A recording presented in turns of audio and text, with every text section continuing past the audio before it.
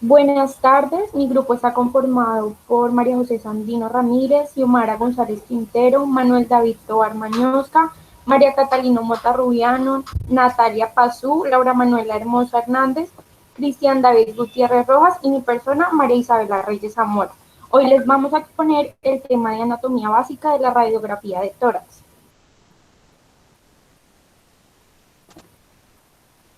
En la historia, vamos a empezar un poquito por la historia. Entonces, el físico Wilhelm Conrad nació en Alemania en el año 1845 y él fue quien descubrió los rayos X.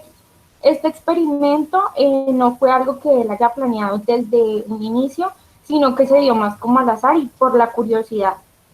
Entonces, lo que él estaba haciendo era que estaba realizando una investigación sobre la electricidad con un tubo de rayos catódicos que estaba cubierto con un cartón negro. Entonces, pues de repente vio como una luminosidad en una pantalla externa y fue ahí donde pues determinó que esa luminosidad era producida por una radiación que era capaz de atravesar un papel.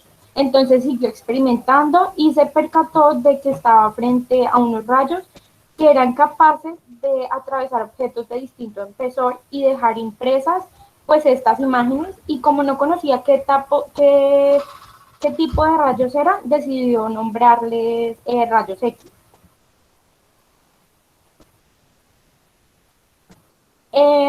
La primera radiografía que tomó fue en la mano de su esposa, en donde logró observar la estructura ósea y de igual manera pues observó el anillo que ella portaba. Debido a este descubrimiento, Wilhelm recibió el Premio Nobel de Física en el año 1901. Como este era un experimento fácil de replicar, pues muchos científicos comenzaron a dedicarse a trabajar con los rayos X, y pues el valor que este descubrimiento aportó fue facilitar los diagnósticos de enfermedades, que permitía que los médicos vieran el interior del cuerpo humano y los órganos sin causar daño. Y antes de esto, pues igualmente los médicos debían intuir el diagnóstico. La primera radiografía de tórax fue realizada en 1895 y fue hecha por el escocés John, como con un tiempo de exposición de 60 minutos, y eran radiografías de baja calidad, eran muy borrosas, el diagnóstico pues era muy limitado y se basaba más en detalles como la forma y el tamaño del corazón, la posición del diafragma, las sombras que provocadas por el líquido pleural, la translucidez del neumotórax, el ensanchamiento del mediastino y la descripción de los huesos del tórax.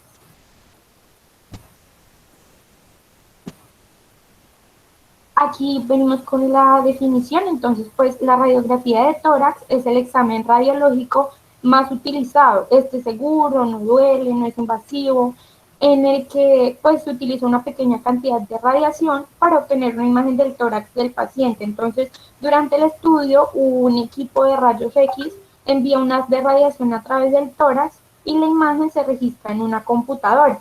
Esta imagen lo que hace es que permite la evaluación de diferentes estructuras de la cavidad torácica, como los órganos, las estructuras mediastinales del corazón, los pulmones, el diafragma, parte de las vías respiratorias, los ganglios linfáticos, la parte superior de la columna vertebral, la clavícula, el esternón, las costillas, y lo que hace es que permite el diagnóstico y el tratamiento de diferentes enfermedades. Hola a todos, buenas tardes, qué pena que ya estoy acá con ustedes. Sigan la exposición. Gracias.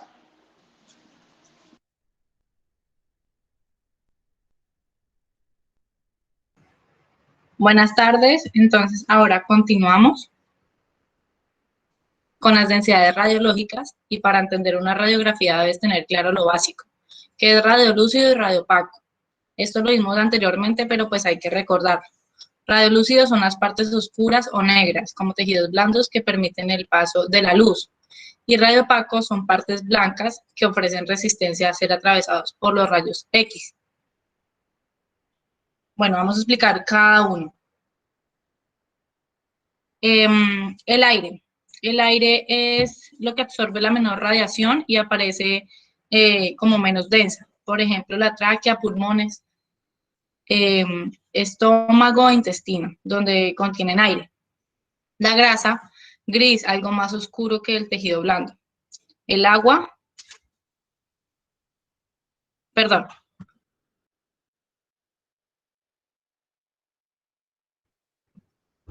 El agua, tanto el líquido, como por ejemplo la sangre, como el tejido blanco, por ejemplo los músculos, tienen la misma densidad en las radiografías simples.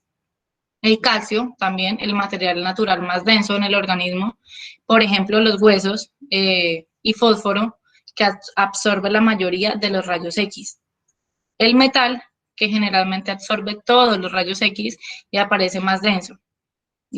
Por ejemplo, cuerpos extraños, puede ser una cadena o algo así. Bueno, la preparación del paciente. Para la radiografía de tórax, por lo general no se necesita una preparación anticipada, pero sí tener en cuenta estos puntos. Se debe retirar las joyas u objetos de metal que puedan inferir con los rayos y dar una imagen e información equivocada o distorsionada.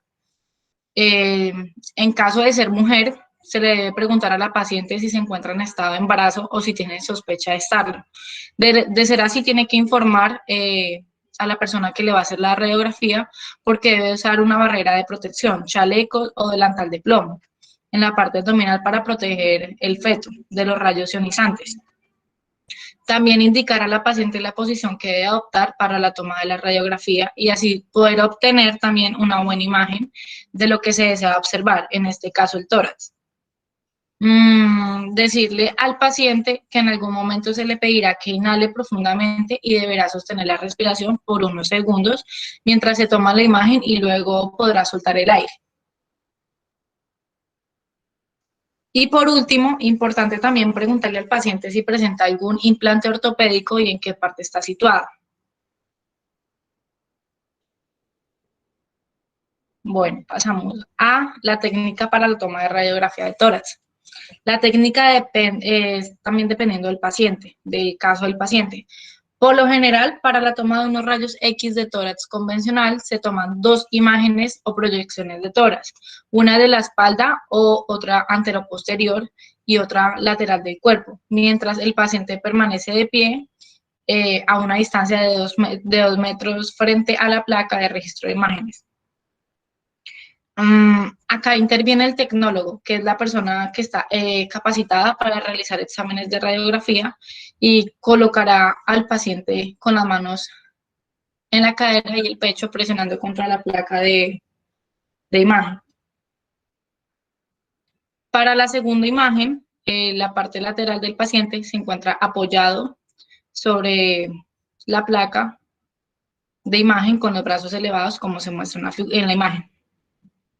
En caso de necesitarlas o requerirlas, también se pueden tomar proyecciones oblicuas, lordótidas, de cúbito lateral o portátil.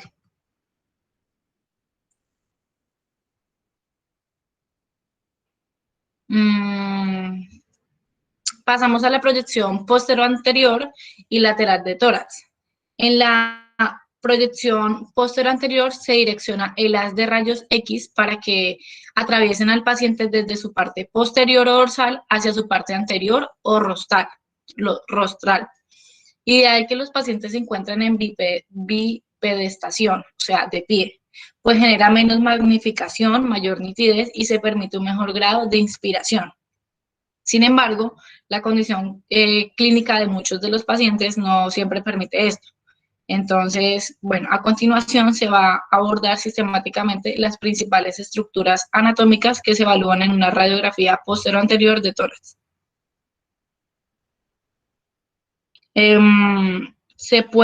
La anterior, esa. Se puede visualizar los extremos externales de la clavícula, la tráquea visible en la línea media, las escápulas proyectadas fuera de los campos pulmonares, la silueta cardíaca orientada hacia el campo pulmonar izquierdo, dos bordes nítidos, senos o ángulos costofrénicos, el izquierdo y el derecho, senos o ángulos cardiofrénicos, el izquierdo y el derecho. Campos pulmonares y también es importante la diafragmación.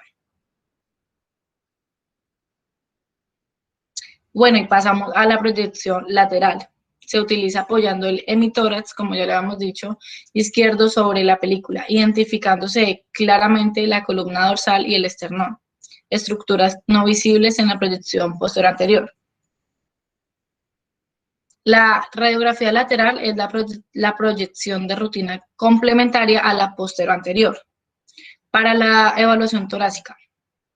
En este estudio se ubica al paciente lateralmente con el lado izquierdo sobre el chasis y de tal forma que la de rayos X, atraviesa al paciente desde la derecha hacia la izquierda. Es importante porque evalúa regiones anatómicas específicas, como no lo hace la postura anterior, con mayor facilidad, y permite detectar lesiones localizadas en zonas de difícil detección, como detrás del corazón o cerca del mediastino. Y en la proyección de perfil se debe observar claramente las costillas superpuestas por detrás de la columna y el esternón sin rotación, la pared esternocondrocostal, el brazo y sus tejidos blandos no deben superponerse con la región superior de los pulmones, el eje longitudinal de los campos pulmonares no debe estar inclinado hacia adelante ni hacia atrás. El ilio en el centro de la placa es importante. Una penetración adecuada de los campos pulmonares y el corazón mostrando 3 bordes de 3 cavidades. Acá también es muy importante la diafragmación. Todo esto que yo acabo de decir necesita tener unos criterios de calidad para mostrar resultados. Entonces, los criterios de calidad de la radiografía posterior anterior debe estar centrada, tiene que tener buena inspiración y apnea y en apnea, con escápulas fuera del campo pulmonar y adecuada penetración para una mejor nitidez. Dentro de la imagen se deben incluir vértices pulmonares y senos costofrénicos completos, no incompletos, completos. Los criterios de calidad lateral son que debe ser de perfil estricto, se deben observar los vértices pulmonares y senos costofrénicos completos. Y en las siguientes diapositivas explicaremos más a fondo los criterios de calidad. Bueno, en resumen de todo lo que hemos visto hasta el momento, sabemos que la proyección universal para estudiar el tórax es la radiografía posterior anterior, más conocida como PA, en el cual, como lo dijo mi compañera, el haz de rayos X pasa de atrás hacia adelante de la caja torácica del paciente, imprimiéndose en un receptor de imagen, o sea, bien sea una película radiográfica o una pantalla detectora. Esto lo que nos permite es evaluar todas las estructuras cardiovasculares, no sean magnificadas y sean estudiadas en forma más real. Una radiografía PA de tórax obtenida correctamente puede brindarnos una enorme cantidad de información médica, aunque los factores técnicos estén concebidos para observar de forma óptica los pulmones y otros tejidos blandos, y también se puede apreciar lo que es el tórax óseo. Acá cabe resaltar algo, que las imágenes normalmente se adquieren es en la inspiración profunda. ¿Por qué? Porque la inspiración profunda va a asegurar una visualización máxima de los pulmones llenos de aire, o sea, la adecuada inspiración de una radiografía expuesta debe ser evaluada por la posición de las costillas por encima del diafragma. Entonces, en la imagen correctamente expuesta debe ser posible visualizar ya sea el sexto arco costal anterior o décimo arco costal posterior. Entonces, ¿qué se hace? Una breve explicación al paciente junto con un ensayo del procedimiento lo que hace es garantizar un resultado satisfactorio. Entonces, vamos a ver a continuación lo que son los criterios. El primer criterio que tenemos es inspiración.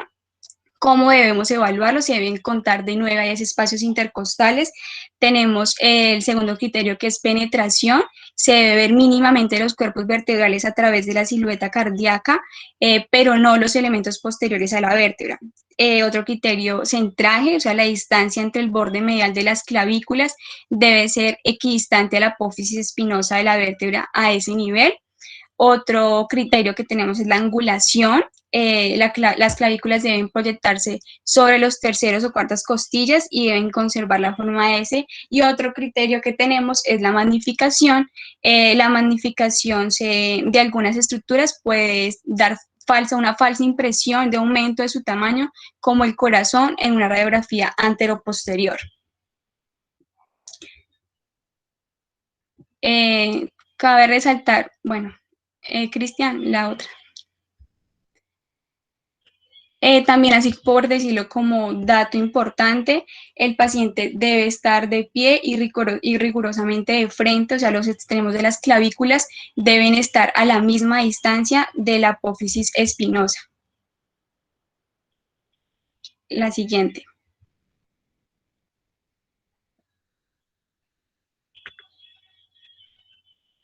Listo. Acá vamos a ver lo que es la proyección lateral, que son las estructuras que se deben valorar en la radiografía lateral del tórax. Entonces tenemos lo que es la región del espacio retroesternal. Lo que debe verse es el espacio radiolúcido en forma de media luna entre el esternón y la aorta ascendente. Otra región es la región iliar, que es lo que debe verse es la ausencia de masa bien definida. Otra región que vamos a ver son las cisuras, que deben de verse como líneas delgadas, como trazados con un lápiz. Otra región que tenemos que es la columna dorsal, que los cuerpos rectangulares con platillos paralelos, espacios intervertebrales conservados, también la región del diafragma y senos costofrénicos, el diafragma derecho ligeramente arriba del izquierdo, senos costofrénicos posteriores y agudos bien definidos. Entonces, en esta radiografía de proyección lateral, más o menos lo que podemos ver ustedes ahí en la imagen es, podemos observar lo que es el arco aórtico, la fisura oblicua, el borde cardíaco posterior, la vértebra torácica, como hablamos, el hemidiafragma izquierdo, el hemidiafragma derecho, la fisura oblicua y el esternón. Son estructuras que se pueden observar claramente. Listo. Tenemos unos usos comunes de la radiografía de tórax. El uso más común de los rayos X es para ver fracturas, pero pues también tiene otros usos como, por ejemplo, detectar diferentes tipos de neumonía, insuficiencia u otros problemas cardíacos, cáncer de pulmón, colocación de aparatos médicos como tubatórax, también para diagnosticar o controlar el tratamiento de condiciones como acumulación de líquido o aire alrededor o interno de los pulmones. También sirve para el control diario en pacientes en UCI, o sea, quiere decir intubados o con catéteres, pacientes mayores de 40 años con síntomas torácicos, evaluación prequirúrgica y evolución de lesiones previamente diagnosticadas. ¿Qué podemos observar en lo que es la anatomía torácica? Vamos a observar ustedes como lo ven en la imagen, la anatomía del mediastino, la anatomía lobar, la anatomía pulmonar, elementos óseos y partes blandas de la caja torácica, diafragmas, senos y cisuras, valoración de hilios pulmonares, conocer la vía aérea central y bronquios principales. Entonces, junto a mis compañeros quisimos poner esta radiografía para que se les hiciera más fácil entenderla. Ahí cabemos lo que es la aorta, el tronco de la arteria pulmonar, la cisura menor, venas brachiocefálicas derecha, vena cava superior, vemos lo que es la tráquea, el bronquio fuente derecho, el bronquio fuente izquierdo, vemos también lo que es un receso costofrénico y como ustedes han ido entendiendo la exposición, pues esto sería lo que es una proyección postero-anterior. Continuamos con la silueta cardíaca y mediastino en una proyección postero-anterior. Primeramente, el mediastino va a ser el compartimiento anatómico que está situado en el centro del tórax, entre los pulmones derecho e izquierdo, por detrás del esternón y por delante de las vértebras torácicas. El mediastino se va a dividir primeramente en divisiones importantes, ya que son marcadas por un plano imaginario que pasa de T4, que hace referencia al ángulo de Lewis, dividiendo el mediastino en superior e inferior, y también el inferior va a estar delimitado por el pericardio fibroso, que va a dividirlo en anterior, medio y posterior. La evaluación del mediastino es un poco compleja debido a que hay un grado de superposición de estructuras en esa región y el conocimiento es base para la interpretación de la radiografía posterior anterior. Como podemos ver en esta radiografía, el borde cardiomediastínico izquierdo se va a componer de 4 prominencias, de las más superiores a las más inferiores. Primeramente se puede observar el arco aórtico como una convexidad que es prominente y se continúa inferiormente con la aorta descendente. También va a ser el arco aórtico de la ventana aortopulmonar. La protrusión caudal de la ventana aortopulmonar va a corresponder primeramente a la arteria pulmonar, que es rama principal izquierda de esta misma, y el contorno cardíaco en su posición superior corresponde a la aurícula izquierda. También el ventrículo izquierdo está representado por el arco más caudal del borde cardíaco izquierdo, que se va a extender hasta su cara diafragmática. El borde cardiomediastínico, que se puede observar izquierdo, se continúa cranealmente con un ensanchamiento que corresponde a la arteria subclavia izquierda, emergiendo del arco aórtico, y el borde cardíaco mediastínico derecho está formado de caudal acefálico por la aurícula derecha, la aorta ascendente y la vena cava superior. El borde cardíaco mediastínico derecho se va a continuar también con un ensanchamiento que corresponde al tronco venoso brachiocefálico derecho. En una situación normal y una radiografía posterior anterior, el diafragma derecho siempre va a estar más elevado en el izquierdo, como podemos observar, debido a que se ha atribuido la presencia del hígado por debajo del hemidiafragma derecho. Podemos ver ciertas estructuras en la radiografía posterior anterior, como es la vena cava superior, que se va a continuar en las venas brachiocefálicas. También podemos ver levemente lo que es la vena cava inferior, la aurícula izquierda, el ventrículo izquierdo, la aurícula derecha, la aurícula derecha y el ventrículo derecho, la válvula tricúspide, la válvula mitral, la válvula aórtica y también las venas pulmonares tanto derecha e izquierda y también la arteria pulmonar derecha, para el lóbulo inferior. Podemos observar también la silueta del corazón en su cara diafragmática, el ápex o vértice del corazón y los hemidiafragmas tanto derecho e izquierdo. Siguiente, por favor. Continuamos también con la silueta desde una proyección lateral. Entonces, el componente derecho del corazón se va a encontrar en una parte anterior y el izquierdo va a ser posterior. En esta proyección lateral se va a evaluar lo que es mejor estructuras como el arco aórtico, la aurícula izquierda, el ventrículo izquierdo, la aorta ascendente y descendente y el ventrículo derecho. Más específicamente en el borde cardíaco anterior, como se puede observar, va a ser más representativo por el ventrículo derecho. Y también la superficie en contacto con la pared torácica anterior no debe ser mayor en 1/3 de la longitud craneocaudal del esternón en una radiografía normal. Superiormente, en el contorno cardíaco anterior, se va a continuar el tronco de la arteria pulmonar y el arco aórtico. El borde cardíaco posterior en la proyección lateral está formado por protrusiones de la aurícula y el ventrículo izquierdo. En condiciones normales también debe existir un espacio retrocardíaco que se va a ser por posterior y la columna. Ocasionalmente también se va a visualizar una opacidad triangular en el borde posterior inferior cardíaco y el diafragma, la cual representa la entrada de la vena cava inferior en la aurícula derecha. Entonces, esta localización en el borde cardíaco posterior normalmente debe formar un ángulo agudo al interceptar el diafragma. Como podemos observar en la radiografía lateral, se puede visualizar el ventrículo derecho, el ventrículo izquierdo, la aurícula izquierda, la vena cava inferior, el tronco de la arteria pulmonar, la tráquea, parte del esófago que se encuentra posterior a esta, la aorta ascendente y descendente, el bronquio lobar superior izquierdo y parte de los hemidiafragmas tanto derecho e izquierdo.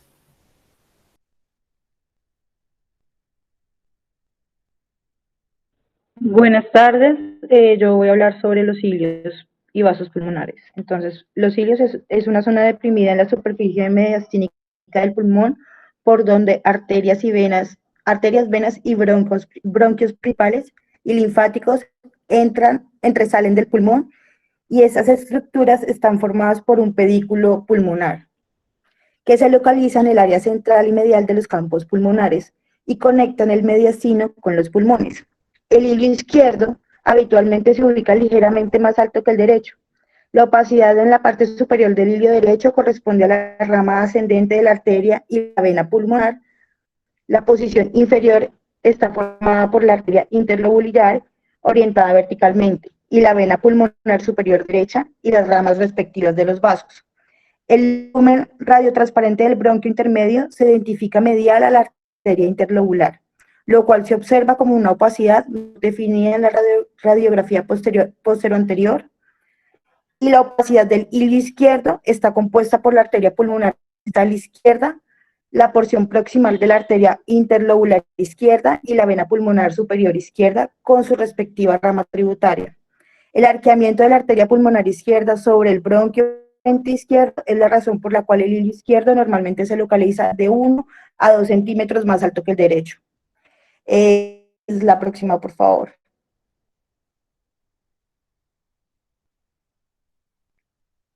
Gracias.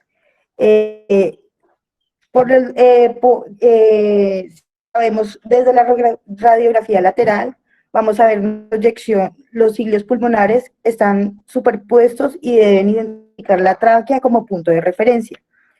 La tráquea es una columna de aire delimitada por una banda vertical posteriormente descendiendo desde el mediastino superior hacia los cilios pulmonares. La tráquea termina en dos estructuras redondeadas lúcidas, una superior menos definida y una inferior mejor definida, que corresponden a los bronquios para los lóbulos superiores derecho e izquierdo respectivamente. La línea que se conecta inferiormente con la pared posterior de la tráquea corresponde a la pared posterior del bronquio intermedio, y la arteria pulmonar izquierda se puede observar sobre el bronquio principal izquierdo y continuando inferiormente como la arteria interlobular izquierda, mientras que los vasos inferiores derechos, incluyendo la arteria pulmonar, se observan anterior al bronquio para el lóbulo superior izquierdo.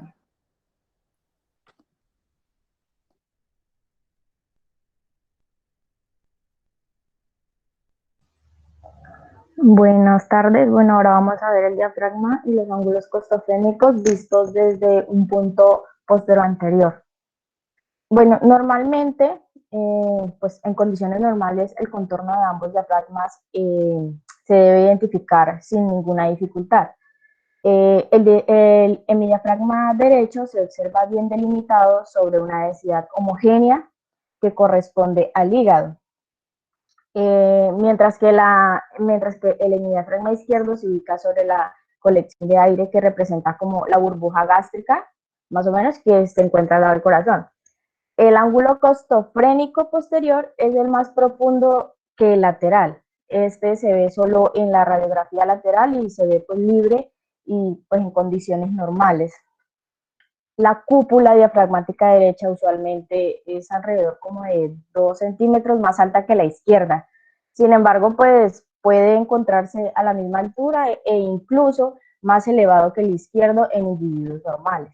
El punto, como decirlo así, más alto del diafragma derecho se sitúa usualmente a la altura del sexto espacio intercostal anterior, pero puede variar de la cuarta a la séptima costilla. Se considera pues como más exacto contar los arcos costales anteriores por la cercanía de las cúpulas diafragmáticas. En el diafragma y ángulos costofrénicos, viéndolos desde un punto lateral, vemos que no siempre es fácil diferenciar los diafragmas. En este punto es un poco complicado, porque miramos que el diafragma izquierdo usualmente se dispone más bajo que el derecho. Suele verse la burbuja gástrica inferiormente y como decía, su porción anterior se pierde cuando entra en contacto con el corazón. Y los ángulos costofrénicos laterales se deben observarse libremente en condiciones normales porque, como lo mencioné anteriormente, su proyección, su visualización más exacta se ve lateralmente. Siguiente. Bueno, en segmentos pulmonares con una proyección posterior anterior, conocer pues como en este punto la anatomía lobar y segmentaria es fundamental para la interpretación de los siguientes patrones de enfermedades pulmonares. Las proyecciones lobares y segmentarias ya lo habíamos visto en clase, pero pues vamos a ver como un repaso. Entonces, esto se organiza, como decir, en 18 segmentos agrupados en 5 lóbulos y 3 lóbulos, como decir, del lado derecho superior, que serían segmento apical, posterior y superior. En el lóbulo medio tenemos el segmento lateral y medial, y pasaríamos al lóbulo inferior, que veríamos el segmento superior, basal y anteromedial. Anterior, medial, lateral y posterior, perdón. En el segundo, que sería como el lado izquierdo superior, vemos el segmento ápico posterior, el anterior, el lingular inferior y superior. En el inferior vemos el segmento basal, anteromedial, el lateral y el posterior. Esto es como un repaso porque la verdad ya lo habíamos visto anteriormente con el docente.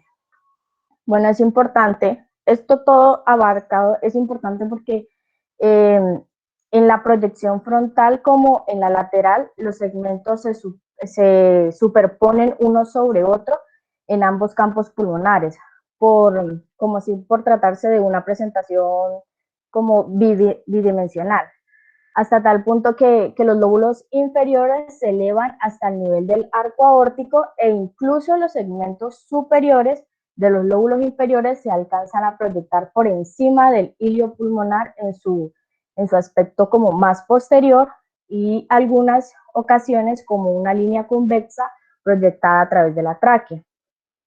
La pared torácica y los tejidos blandos en la radiografía de tórax también permiten evaluar pues componentes de la pared torácica como músculos, mamas, costillas y las cinturas escapulares, entre otras estructuras. En esta parte, como decir, la parte más posterior de las costillas tiende a ser como más horizontal, mientras que la parte anterior desciende desde la lateral hacia la media. En el segmento pulmonar lateral, como se explicó previamente, las fisuras se observan en la radiografía solo cuando el haz de rayos están orientados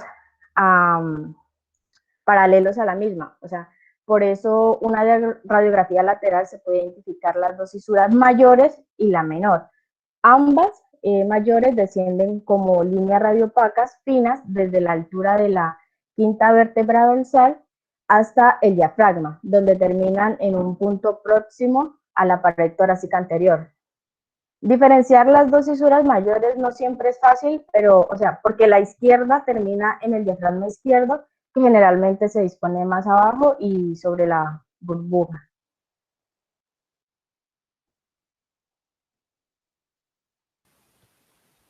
Bueno, como podemos observar, acá tenemos un pulmón derecho y un pulmón izquierdo, en el cual el pulmón derecho está constituido por el lóbulo superior, en el cual este se divide por el lóbulo superior apical, anterior y posterior. También tenemos un lóbulo medio, en el cual está dividido por el lóbulo medio medial y lateral.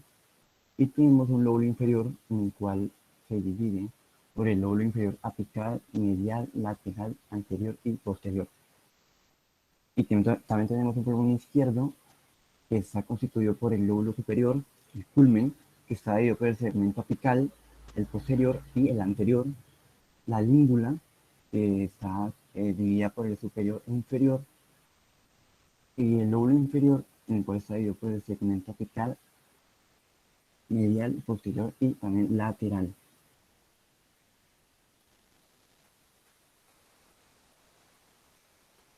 Bueno, pues en la pared torácica hay tejidos blandos. La radiografía de tórax también permite evaluar componentes de la pared torácica como músculos, la mama, las costillas y la cintura escapular, entre otras estructuras. La parte posterior de estas costillas tienden a ser horizontales mientras que la parte anterior desciende desde lateral hacia la parte medial.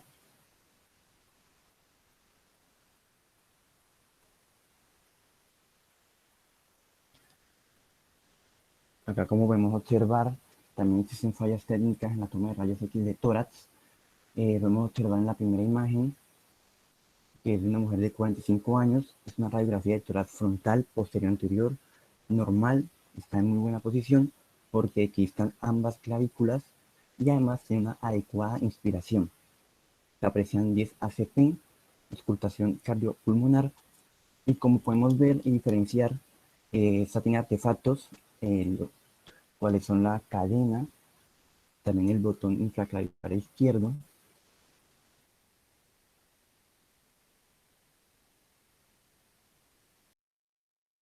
y se puede notar que tiene una buena visualización de las arterias pulmonares. Y acá en la segunda imagen, o en la segunda radiografía, como podemos observar, el tórax está ligeramente rotado.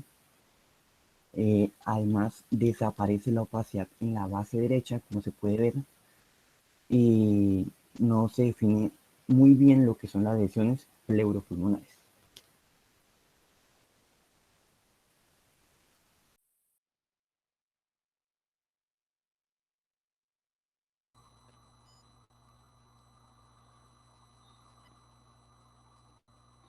Bueno, aquí también, aparte de estas fallas técnicas que pueden pasar, también hay unas regiones que hay que tener en cuenta en caso tal, o bueno, al tomar los rayos X, que son las regiones retrodiafragmáticas, las regiones pre y retromediastinales, las regiones tromariales, claviculares, pre y retroiliares y la parte superior de la axila, que son regiones como tal que a veces no se tienen en cuenta para tomar los rayos X. Ya aquí como resumen, tenemos que los rayos X del tórax pues es un estudio no invasivo, es de bajo coste a comparación de otros exámenes radiológicos o de imágenes diagnósticas, por decirlo así. Es un diagnóstico rápido, se da un diagnóstico rápido, pues ya que estos se toman y la imagen sale prácticamente de inmediato, así mismo los resultados. Se usan muy bajas dosis de radiación ionizante. Sirve para la identificación de fracturas óseas, presencia de objetos extraños, también para la presencia de líquido o aire, y es empleada por diferentes especialidades médicas para un mejor diagnóstico. También sirven para evaluar las partes blandas, partes óseas, pulmón y pleura, ilios y vías aéreas, mediastino y contornos.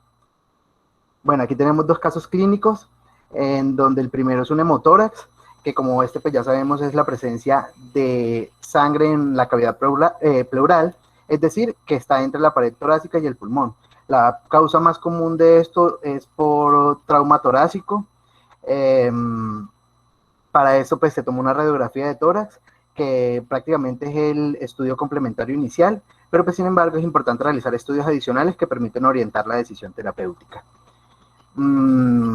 También vale la pena decir acá que en esta imagen, pues, o más bien con este caso clínico, pues lo ideal sería primero estabilizar al paciente y después detener el sangrado. Se debe extraer la sangre y el aire dentro del espacio pleural. Entonces aquí en este espacio se ve la presencia de la sangre. En el segundo caso tenemos una embolia pulmonar o tromboembolismo pulmonar, donde se puede observar un bloqueo súbito de una arteria pulmonar, y se desprende un coágulo de sangre que viaja por el torrente sanguíneo hacia los pulmones. Esta como tal se confirma mediante TAC de tórax con protocolo de tromboembolismo pulmonar. Entonces se ve aquí la imagen radiodensa redondeada en el hilio pulmonar derecho. Aquí hacemos una correlación con COVID-19, entonces en la primera imagen podemos observar un caso clásico o posible de COVID, donde tenemos múltiples opacidades bilaterales, ya sean focos de condensación o, como se dice actualmente, en vidrio esmerilado, y tiene un predominio zonal inferior y periférico. En la segunda imagen podemos observar unas alteraciones presentes, pero pues estas no cumplen con criterios de un patrón clásico ni tampoco de un patrón no COVID un patrón de no COVID, perdón. En este caso, pues el paciente presenta opacidades múltiples de distribución difusa, sin predominio zonal, tiene focos de condensación múltiples, periféricos y de predominio superior, unilaterales y de predominio periférico. En la tercera tenemos un caso de un paciente no COVID, tiene algunas alteraciones presentes, pero sugerentes de otra patología. Ya pueden ser focos de condensación único, un patrón reticular intersticial, o sea, pueden ser edemas intersticiales, linfagitis carcinomatosa. También puede ser por bronquiolitis, fibrosis pulmonar, enfisema pulmonar, incluso cardiomegalia, porque se ve la silueta cardíaca aumentada de tamaño. ¿Cómo sabemos si la silueta cardíaca está aumentada de tamaño? Entonces se hace una línea media por las apófisis de las vértebras, se mide desde esta línea media que se trazó hacia la aurícula derecha, o sea, hacia la parte más externa de la aurícula derecha y también hacia la parte más externa del ventrículo izquierdo, y se hace otra línea desde el seno costofrénico derecho hacia el izquierdo, y esta silueta cardíaca debe medir menos del 50% de la mitad de la línea costofrénica. También en esta radiografía tenemos un paciente con una radiografía de tórax normal, pues no se observan ningún hallazgo radiológico o bien no correlacionados con síntomas clínicos, pero igual pues en esta sí se sugiere que se haga un test de PCR. En esta imagen, en la E, tenemos un paciente con signos de edema intersticial y alveolar bilateral. También hay borramiento de la silueta cardíaca y también una consistente con insuficiencia cardíaca descompensada. En la F tenemos un patrón normal, o sea, es un examen, una radiología sin ningún hallazgo radiológico, pero es un paciente con COVID confirmado por medio de la prueba PCR. Entonces es relevante pues mencionar que este patrón, o que un examen de rayos X no siempre va a definir si un paciente tiene COVID o no. Ya finalmente se puede decir que hay otros exámenes complementarios al rayos X de tórax, que puede ser por medio de ecografía para detectar derrame pleural o para toma de biopsias. También están los TAC o los TACAR, que son los TAC de alta resolución. También se usa la medicina nuclear, que son las gammagrafías, resonancia magnética o arteriografía. Este fue el artículo del cual sacamos la información, bibliografía. Muchas gracias.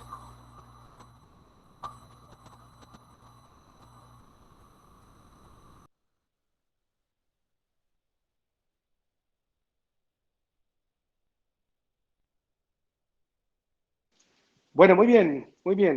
Excelente presentación, de verdad que muy bien hecha, muy bien lograda.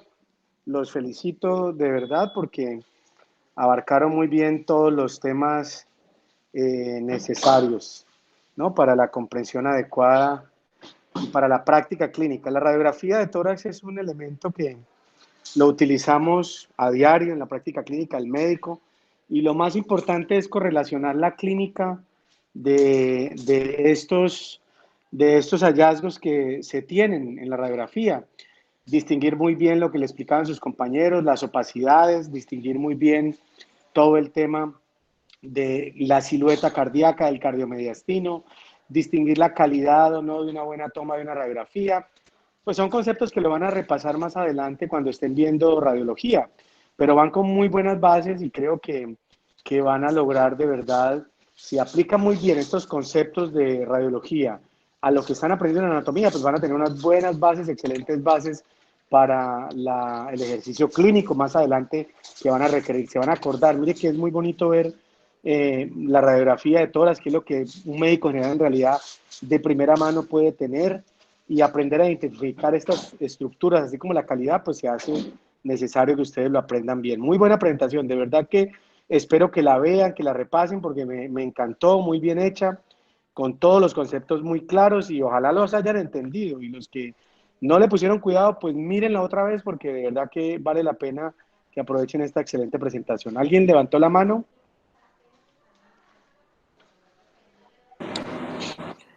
Bueno, doctor, muchachos, buenas tardes.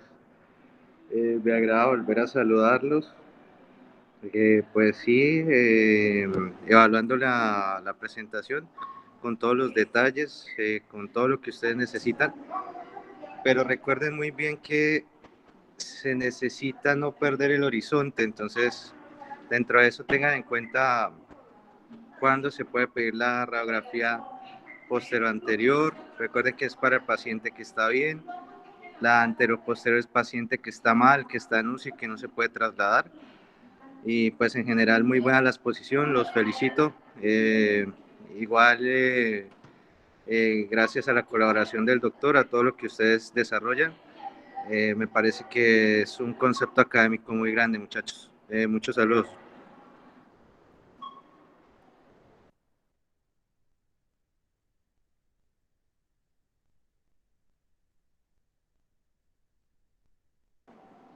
Recuerden que esto hace parte de su 5% y al final lo hablamos entre el doctor, Lara y mi persona, y también parte de lo que ve la monitora, ¿listo? Entonces, hace parte del 5% final, muchachos. Muchísimas Vale, gracias. profe, gracias. Muchas gracias. Bueno, un gusto saludar al doctor Edinson, nos alegra que esté con nosotros. Vamos a poder hacer también, yo creo que unas revisiones de imágenes que el doctor Edinson ha conseguido, que están allí de placas, de TAC. Entonces vamos a poder tener también unas prácticas de radiología para que todos estos conceptos los tengan más claros, los afiancen, pero ya viendo las imágenes en el anfiteatro de las cuales contamos, y el doctor Edinson que lo ha logrado conseguir muchas de estas imágenes. Así que vamos a tener también esa posibilidad en el anfiteatro de aprovechar.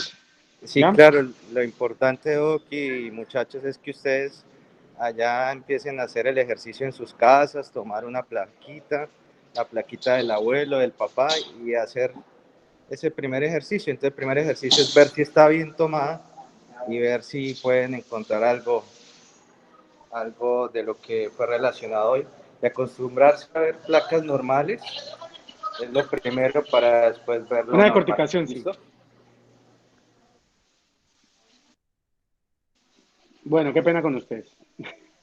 Bueno, ¿alguna pregunta? ¿Alguien tiene algún tema para preguntar?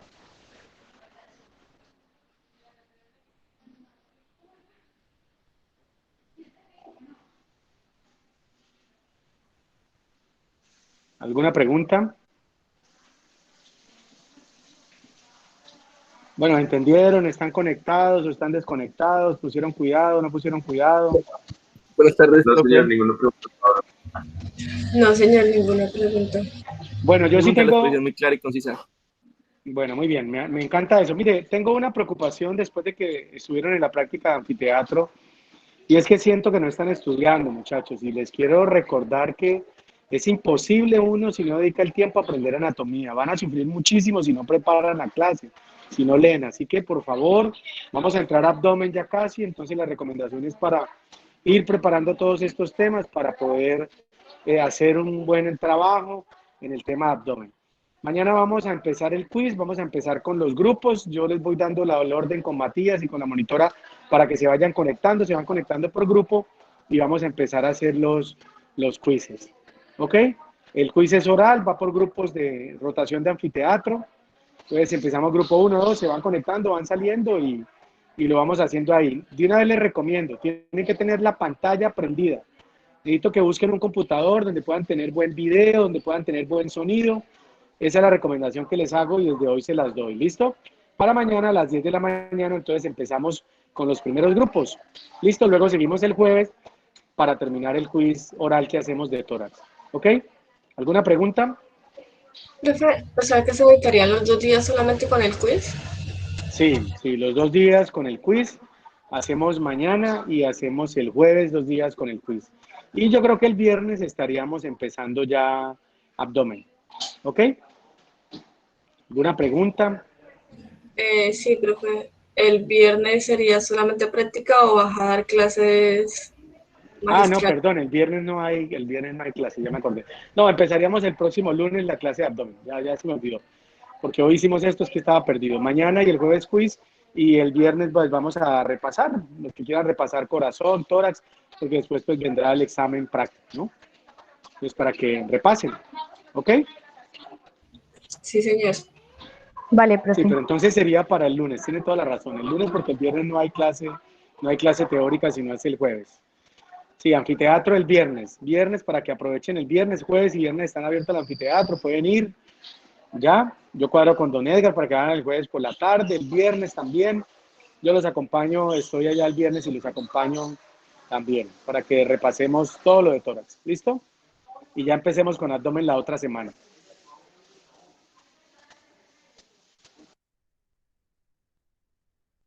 ¿Alguna pregunta? ¿Alguien adicional? ¿Quiere comentar algo?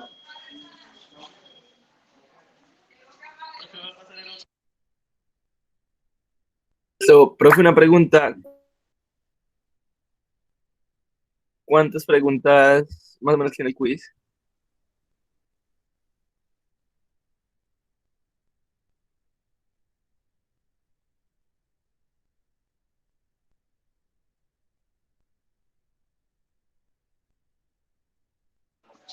¿Cómo, Alejandro? ¿Qué ibas a preguntar, perdón?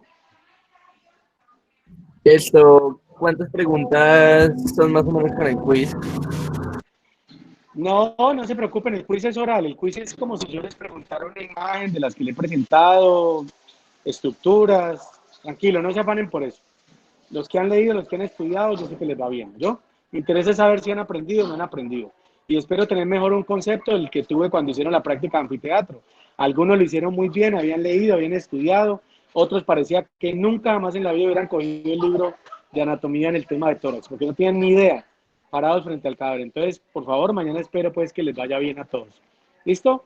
2, 3 preguntas por cada uno y con eso yo hago una nota ya para cada uno. ¿Listo? ¿Ok? Entonces, prendida la cámara, cada uno cámara y el sonido allí. Porque eso es chan con chan. Yo les muestro y contestó, supo, no supo, y vamos siguiendo así. ¿Listo? ¿Ok? O sea, no tienen chance de que le diga al otro, que le sople, no. ¿Ok? ¿Listo? Listo, profe. Bueno, entonces nos vemos mañana, todos. ¿Ok? Sí, profe, gracias. Vale, profe, Bueno, muchas gracias. bueno, buena tarde para todos y felicitaciones nuevamente al grupo. ¿No hay otra exposición ya? ¿Esa era la única de hoy? Yo iba a preguntar lo mismo. Nosotros, profe, somos el grupo número 2. Bueno, listo. ¿De qué van a hablar ustedes? ¿De También tomografía o...? sobre radiología de tórax, profe. ¿Pero qué tema? Tomografía, ¿no? Creo que es. No, profe, a nosotros nos tocó Ese somos nosotros. Ah, lo que bueno. sería una profundización ya en proyecciones, añadiendo la lordótica, la de cúbito lateral, un pequeño repaso de la estructura ósea, lo que es la silueta cardíaca, el árbol Ok, traqueobronquial y bueno, algunos perfecto. pasos Entonces arranquen de clínicos. una vez. Empecemos de Listo, una vez, profe. ¿listo? ¿Ok? Vale. Bueno, háganle pues.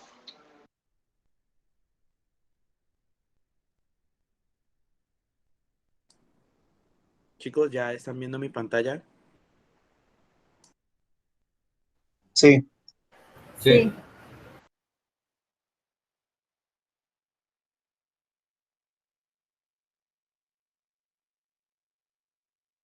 Bueno, muy buenas tardes. A nosotros nos correspondió la radiología de tórax. Entonces, mi grupo está conformado por María Camila Álvarez, Michelle Prada, Juan Rodrigo Coronado, Karen Gutiérrez, Evelyn Zamora, Laura Cristina Cabrera, Alejandra Vanegas y quien les habla Laura Coy. Bueno, entonces es importante tener como base que la radiografía se define como un examen diagnóstico que se realiza con rayos X. Pero bueno, ¿qué imágenes genera una radiología específicamente de tórax? Entonces nos va a generar imagen de corazón, pulmones, vasos sanguíneos, vías respiratorias, huesos del tórax y de la columna vertebral. En resumen, genera imágenes del tórax mediante sus diferentes proyecciones. Entonces, es importante también tener en cuenta que la cantidad de radiación que se recibe es muy baja, incluso más baja que la radiación a la que se está expuesto en el ambiente y que proviene de fuentes naturales de radiación, es decir, pues a las que nosotros nos encontramos expuestos en nuestro día a día. También podemos revelar la presencia de líquidos alrededor de los pulmones o incluso la presencia de aire rodeando los pulmones. Además de esto, es de gran importancia la radiografía para lograr determinar el diagnóstico del paciente. Además de esto, también es utilizado para comprobar la respuesta a un tratamiento. Bueno, algo importante para destacar es que si una paciente se encuentra en estado de embarazo, lo que sucede generalmente es que se evita la realización de radiografías de tórax durante el embarazo porque pues hay una pequeña probabilidad de que la radiación dañe el bebé, pues que lógicamente aún se encuentra en el vientre.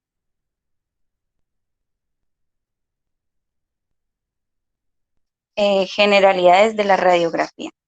Entonces tenemos inicialmente que después de tener ya lista la placa, esta va a producir una imagen en blanco y negro tal como lo observamos. Entonces, vamos a tener que las estructuras que bloquean la radiación se ven de color blanco y las estructuras que dejan pasar la radiación se pueden observar de color negro. Entonces, de aquí es donde radica la importancia de conocer los términos radiolúcido y radioopaco. Entonces, tenemos que el término radiolúcido se le otorga en la acentuación de los rayos X. ¿Qué quiere decir eso? Esto quiere decir que son tejidos blandos y por lo tanto permiten el paso de la luz. El término radioopaco, a diferencia del radiolúcido, ofrece resistencia a ser atravesado por los rayos X y puede observar en la radiografía como una zona blanca, como lo está señalando el compañero. Entonces, como ejemplo, tenemos los huesos debido a que pues, estos son muy tensos.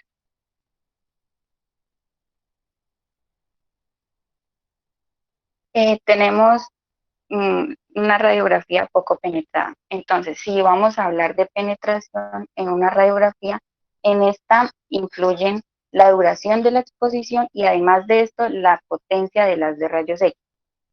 Entonces, en caso de las radiografías poco penetradas, ¿qué es lo que provoca que no se observen adecuadamente las partes del tórax? Esto se presenta pues a causa de que hay un aumento de la radiopacidad. Entonces, prácticamente en resumen, una radiografía poco penetrada tiene un aspecto luminoso. Entonces, esto lo que nos va a provocar es que va a dificultar la visualización de las estructuras blandas. En la radiografía muy penetrada, esta pues vamos a tener que su característica principal es que tiene un aspecto oscuro. ¿Esto qué nos va a provocar? Va a dificultar la visualización de las marcas intersticiales pulmonares. Pues vale aclarar que es importante tener en cuenta que lo indicado siempre es que la radiografía presente la penetración ideal. Pero entonces, ¿esto qué significa? Pues que se pueda observar tenuemente la columna vertebral segmentada por los discos intervertebrales detrás de la sombra cardíaca, ya que con una radiografía pues cuando una radiografía se encuentra muy penetrada, se presenta una sobreexposición de la columna, mientras que en la poco penetrada no se visualizan bien las estructuras, tal como lo podemos observar en la imagen. En las densidades radiológicas tenemos el aire, la grasa, el agua y el calcio. Entonces tenemos primero el aire. Los rayos X atraviesan el aire sin ninguna clase de resistencia. Entonces, debido a esto, en la placa se puede observar como la parte más oscura. Se puede asociar como color negro, pues como ya lo mencionaba anteriormente, lo podemos determinar como radiolúcido. Entonces, un ejemplo, se pueden encontrar en los pulmones y en el interior del tubo digestivo. Como segundo tenemos la grasa y ya aquí el tejido adiposo absorbe un mínimo de radiación. Esta mínima atenuación se traduce como un poco más claro que el del aire. Entonces ni siquiera va a ser como un gris, sino que sí, el tono del aire determina negro, entonces va a ser un poco más claro. Seguimos con el agua. En esta densidad los tejidos blandos tienen una gran proporción de agua y atenúan parcialmente el paso de los rayos X. Entonces acá sí vamos a tener que va a presentar ya el color gris en la imagen. Tenemos el calcio. Este absorbe gran proporción de la radiación recibida. La radiación que llega a la placa es mínima y en la imagen el tejido será blanco. Entonces, teniendo en cuenta lo mencionado anteriormente, vamos a denominar esta como radiopaco. Buenas tardes, les habla Alejandra Venegas y pues yo les voy a empezar diciendo cuáles son los criterios que se deben tener en cuenta para que una radiografía de tórax se considere bien tomada. Entonces, primeramente, antes de intentar interpretar una radiografía de tórax, se tiene que estar seguro de que la radiografía se encuentre bien realizada. Y para cerciorarse de eso, los rayos X de tórax deben seguir unos criterios obligatoriamente. El primero de estos se conoce como penetración. En este, para que una penetración se considere ideal, la columna torácica debe visualizarse a través de la silueta cardíaca. En el caso de que la placa esté poco penetrada, el diafragma y las bases pulmonares no se podrán ver con facilidad. El siguiente criterio se denomina inspiración. En este se deben ver visibles por encima del diafragma el arco anterior de la sexta costilla, que ocurre en el hemitórax derecho. Sucede que cuando hay una inspiración escasa en una radiografía de tórax, este hace que se agrupen las estructuras pulmonares y esto puede simular una lesión alveolar, como por ejemplo un enfisema o una neumonía. El siguiente es la rotación. En la rotación, en una radiografía de tórax no debe existir ni un ápice de rotación y para ello las apófisis espinosas vertebrales deben estar equidistantes de los extremos mediales de ambas clavículas. Es decir, que las apófisis espinosas deben estar lineales con respecto a los extremos mediales de ambas clavículas a cada lado.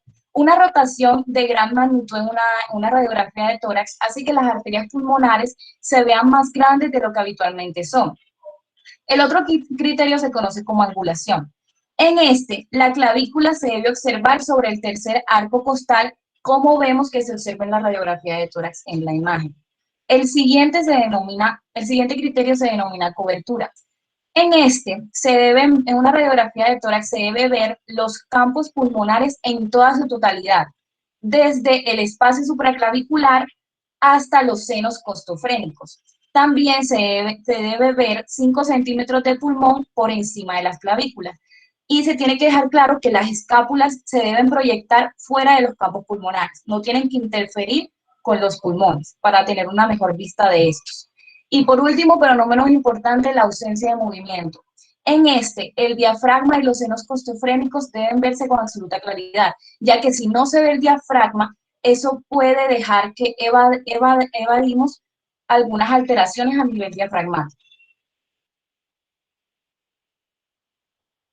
Bueno, es muy importante saber las diferencias entre los rayos X de tórax. Y en esto entra la placa mal inspirada y la placa inspirada, que se puede traducir como una placa mal tomada y una placa bien tomada. Entonces, si nos enfocamos en la placa inspirada, en esta se nos permite ver los pulmones en toda su totalidad. Y aparte reduce la magnificación de la silueta cardíaca. Y aparte se nota que el diafragma derecho está en su punto más alto sobre el séptimo arco costal.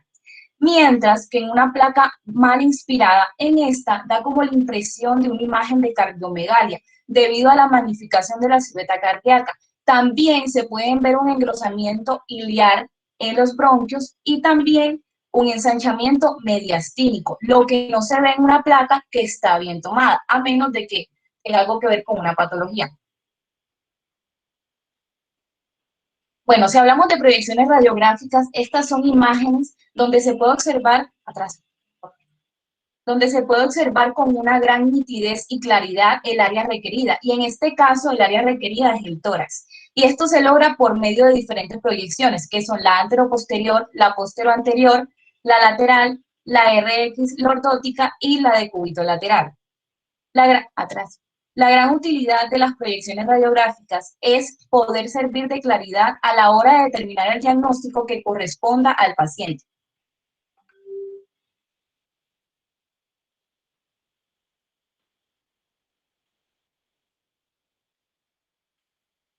Siguiente, por favor. Bueno, entonces, si nos enfocamos en lo que es una radiografía póstero-anterior, no, en la anterior. Si nos enfocamos en lo que es una radiografía antero-posterior, este es el tipo de radiografía de tórax más utilizada en el campo médico. Esto nos proporciona una imagen del frente del tórax con el corazón en medio y los pulmones a cada lado, lo que hace evidente que el haz de rayos X atraviesa el tórax desde su parte anterior hasta su parte posterior. Y por tal razón es que recibe el nombre de antero-posterior, porque se dirige de la parte anterior hasta la parte posterior del tórax. Aparte de eso, en esta proyección se puede observar que la silueta cardíaca se encuentra un poco magnificada, dando así una falsa impresión de cardiomegalia, debido a que el corazón se encuentra más distante del receptor que emite los rayos X.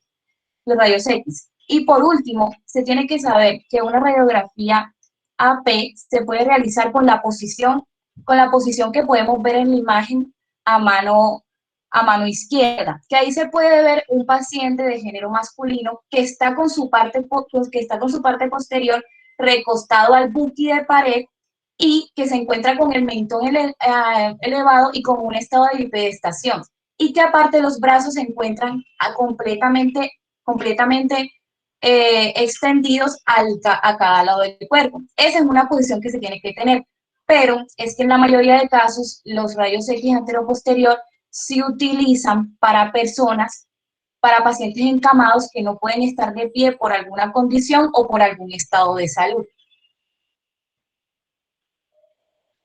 Y ahora están los rayos X posterior-anterior. En una radiografía posterior-anterior se direcciona el haz de rayos X para que atraviesen al paciente desde su parte posterior hacia su parte anterior, o también llamada rostral. Por lo general se aconseja que los pacientes se encuentren en estado de bipedestación, pues esto genera menos magnificación, mayor nitidez, claridad y se permite un mejor grado de inspiración. Sin embargo, algunas veces la condición clínica de los pacientes no siempre se lo permite, como anteriormente fue dicho. Pero bueno, ¿cómo se toma una posterior-anterior? El paciente tiene que estar en estado de bipedestación, con su parte anterior en contacto con la pared y su plano sagital medio perpendicular al plano del chasis. El mentón tiene que estar elevado y es necesario que los hombros estén dirigidos hacia adelante. Y esto es con el fin para que las escápulas no interfieran con la visualización de los pulmones. Y para ello, el médico especialista le recomienda al paciente que coloque los codos flexionados y apoye la parte posterior de las manos en la cadera, como se puede observar en la imagen a mano izquierda. Pero también hay otra forma de poner los brazos, y es que se colocan los brazos alrededor de la pared como si estuviera haciendo la acción de abrazar. Bueno, en la radiografía lateral, esta proyección es una rutinaria complementaria pues, a la posterior anterior para la evaluación torácica. Esta pues ubicamos al paciente de forma lateralmente con el lado izquierdo sobre el chasis. Pues de tal forma, esto es para que el haz de luz lo atraviese el paciente de derecha hacia la izquierda.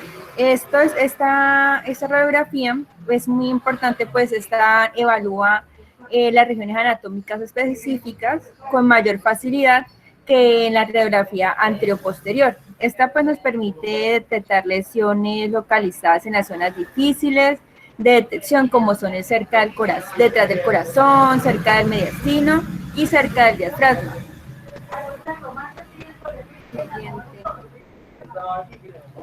En la radiografía lordótica, en esta pues ponemos al paciente, como vemos en la figura, hacia atrás con la columna hiperextendida.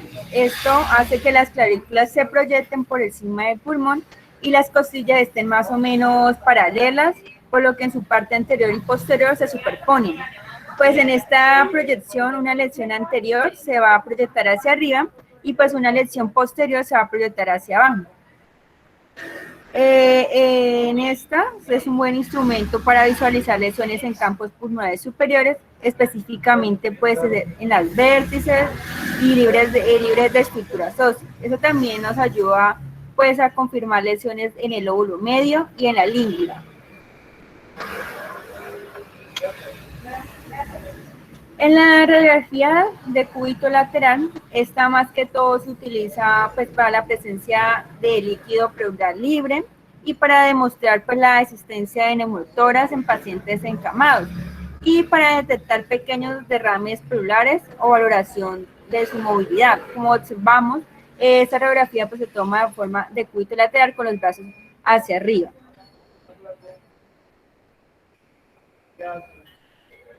En las estructuras óseas del tórax, pues el tórax óseo está pues formado por el esternón, por 12 pares de costillas y 12 vértebras torácicas. Esta pues protege lo que es el corazón y los pulmones. Esta es de forma cóncava. El tórax óseo es más estrecho en la parte superior y más ancho y profundo y largo en la parte posterior que en la anterior.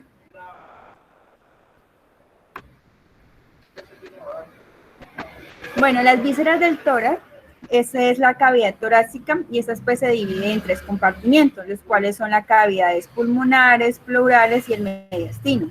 Dentro de las cavidades pues pulmonares tenemos lo que son las pleuras y los pulmones. Además de ello, pues ocupan la mayor parte de la caja torácica. Pues mientras que el mediastino se interpone entre las 2 cavidades pulmonares y se extiende por la apertura torácica, el diafragma, el esternón y las vértebras. Y aparte de eso nos ayuda a resguardar el corazón.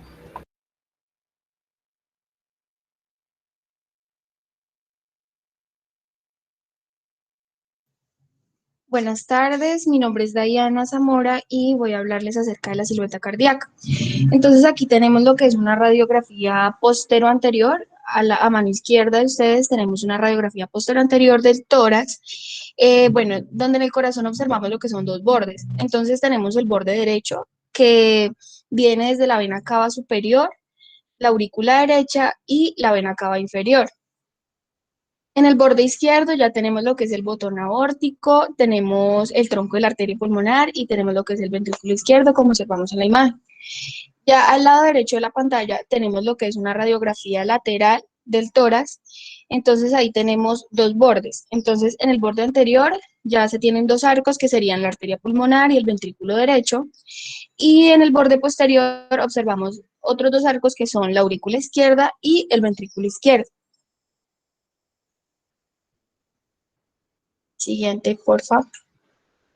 Aquí tenemos lo que son los contornos vasculares del mediastino, entonces tenemos en esta radiografía de proyección posterior anterior tenemos el contorno vascular derecho del mediastino, que viene de arriba hacia abajo, y tenemos lo que es la vena brachiocefálica derecha, que se forma por la unión de la yugular y de la subclavia.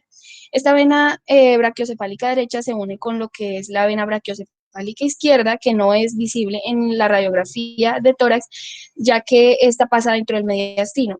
Entonces, al unirse estas 2 venas, forman lo que es la vena cava superior para finalizar con el contorno derecho del corazón. En algunos casos se logra observar en la parte baja la vena cava inferior que llega hasta el diafragma, solo en algunos casos, no siempre es visible. Entonces allí tenemos, al otro lado, bueno, tenemos lo que es el contorno izquierdo del mediastino, que comienza por la interfase cóncava de la arteria subclavia izquierda, naciendo del callado aórtico. Luego tenemos lo que es el botón aórtico, que es la porción más posterior del callado aórtico, y finalmente pues ya logramos observar lo que es el contorno izquierdo del corazón. Siguiente, por favor. Aquí tenemos ya lo que es el árbol traqueobronquial. Entonces observamos, bueno, primero quiero hacer énfasis en algo, y es que esa imagen que tenemos a la derecha no es una radiografía, sino que es una angiografía, que es como un examen de diagnóstico por imagen que tiene como función lo que es el estudio de los vasos sanguíneos, que no son visibles en la radiografía. Entonces, para esto lo que se hace es inyectar un material de contraste para poder examinar lo que son los vasos sanguíneos. Ahora sí tenemos que lo que es la tráquea, que se observa como una columna radiolúcida que se extiende desde la glotis hasta la carina. Ahí en la carina, entonces la tráquea se divide en dos bronquios principales, que son el derecho y el izquierdo. Siguiente.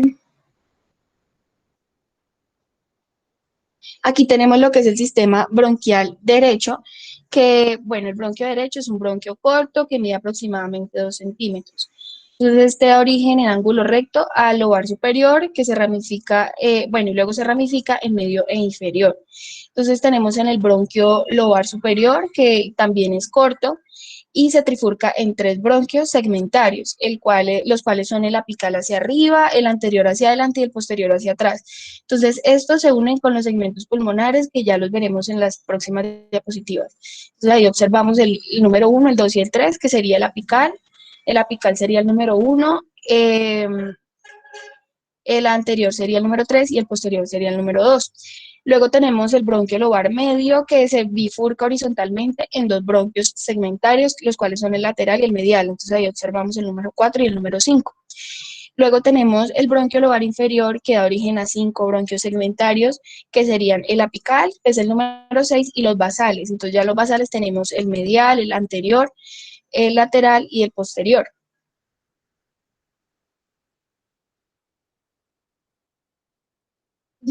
Para finalizar con esto tenemos el sistema bronquial izquierdo, que el bronquio principal, pues este es más largo, mide 5 centímetros, es curvo y tiene un ángulo más pronunciado con respecto a la tráquea. Entonces, este se bifurca en 2 troncos bronquiales lobares, los cuales son el superior y el inferior. Entonces tenemos el bronquio lobar superior, que se divide en 2 troncos. Este se divide en el tronco ascendente y el tronco descendente, que también es llamado lingular. Entonces, el ascendente ya ese da origen al bronquio segmentario anterior y apico posterior. Entonces, como apico posterior tenemos el 1 y 2, y el anterior, pues tenemos el número 3. Luego tenemos el tronco descendente, que este da origen al lingular superior y al lingular inferior, que son el número 4 y el número 5. Y ya para finalizar tenemos el bronquio lobar inferior, que este da origen al segmento apical y luego a los basales. A diferencia del derecho, este solo tiene 3 basales, que serían el anteromedial, que son el 7 y el 8, el lateral, que sería el número 9, y el posterior, que sería el número 10.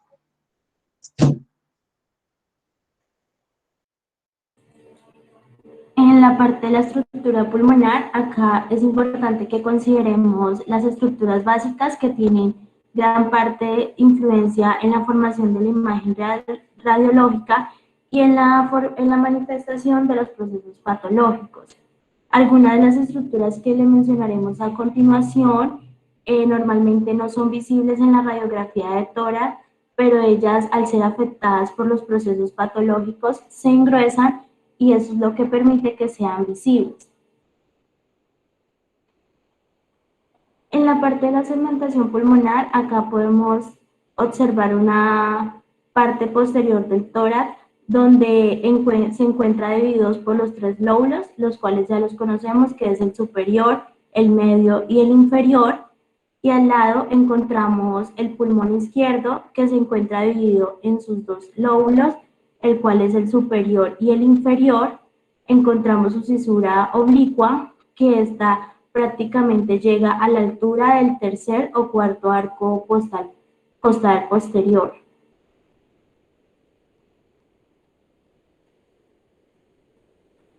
Acá en nuestra diapositiva tenemos una visión anterior del tórax donde logramos observar el pulmón derecho con los lóbulos que les mencionaba anteriormente, y asimismo observamos su cisura horizontal en donde podemos observar un poco la parte de la cisura oblicua.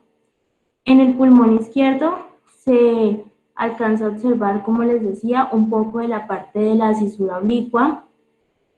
Acá en esta parte se tiene en cuenta que cada lóbulo se divide en unos segmentos y estos segmentos no están separados por los tabiques, que sus límites son imprecisos y no se encuentran delimitados. Por eso es que debemos tener en cuenta el punto de referencia, la parte de su posición, que ese sería el punto de referencia que se tienen de las cisuras oblicuas.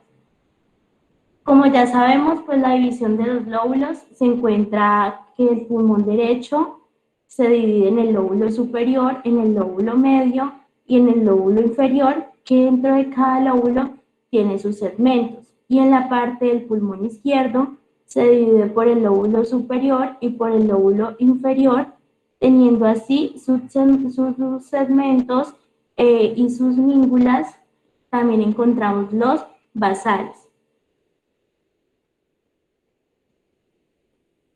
Acá les mencionaremos más adelante las patologías más comunes que se encuentran en las radiografías de tórax, las cuales son la dextrocardia, la cardiomegalia, el neumotórax, el hemotórax, la neumonía y el asma. La dextrocardia, esta es una afección en la cual el corazón está apuntando hacia el lado derecho del tórax cuando normalmente debería apuntar hacia el lado izquierdo. También es una afección congénita, esto quiere decir que se manifiesta desde antes del nacimiento. En los tipos más comunes de la dextrocardia también se presentan los defectos cardíacos, las cuales los más comunes incluyen la doble salida ventricular derecha, el defecto del relieve endocárdico, la estenosis pulmonar. Encontramos también un solo ventrículo cuando realmente deberían haber dos. Encontramos la transposición de grandes vasos y por último el defecto septal ventricular.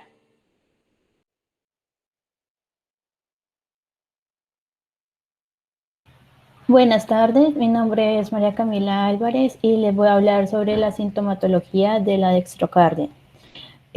Bueno, como podemos observar, la dextrocardia, el paciente puede tener piel azulada, dificultad respiratoria, insuficiencia para crecer y aumentar de peso, fatiga, piel pálida, palidez o infecciones repetitivas de los senos paranasales o del pulmón. En la radiografía podemos observar el corazón, que está en su lado izquierdo, es decir, que está en sentido opuesto. Bueno, la cardiomegalia tiene como los siguientes síntomas. Vamos a empezar como a hablar primero por la presión arterial alta, que en esta es posible que el corazón tenga que bombear con más fuerza para enviar sangre al resto del cuerpo, lo que puede provocar la dilatación y engrosamiento del músculo. También la presión arterial alta puede hacer que el ventrículo izquierdo se dilate y causar que finalmente el músculo cardíaco se debilite por completo. También puede llegar a dilatar las cavidades superiores del corazón. Tenemos otra que es la enfermedad de las válvulas cardíacas, que son 4 válvulas en el corazón, las que mantienen el flujo sanguíneo en la dirección correcta. Si alguna de estas válvulas se llega a dañar debido a afecciones como la fiebre reumática o un defecto cardíaco o un latido irregular cardíaco, para tratamientos con radiación, eso puede generar que el corazón llegue a dilatarse. Tenemos otro que es la miocardiopatía, que esta enfermedad del corazón hace que sea mucho más difícil para el corazón bombear la sangre a todo el cuerpo. A medida que esta avanza, el corazón puede llegar a dilatarse y pues puede llegar a bombear más sangre de la cuenta. Otro síntoma es el líquido alrededor del corazón, que es conocido como el derrame pericárdico, que es donde la acumulación de líquido en el saco que contiene el corazón puede hacer que este mismo aparezca dilatado en una radiografía de tórax. Tenemos otro que son las arterias obstruidas del corazón, que es conocido como la enfermedad de las arterias coronarias, que en esta afección las placas de grasa en las arterias del corazón lo que hace es obstruir el flujo sanguíneo por los vasos de él, lo cual puede llegar a que el paciente pueda tener, digamos, un ataque cardíaco. Y cuando una parte del músculo cardíaco muere, el corazón tiene que bombear como con más fuerza para que llegue suficiente sangre al resto del cuerpo y esto puede llegar a hacer que el corazón se dilate.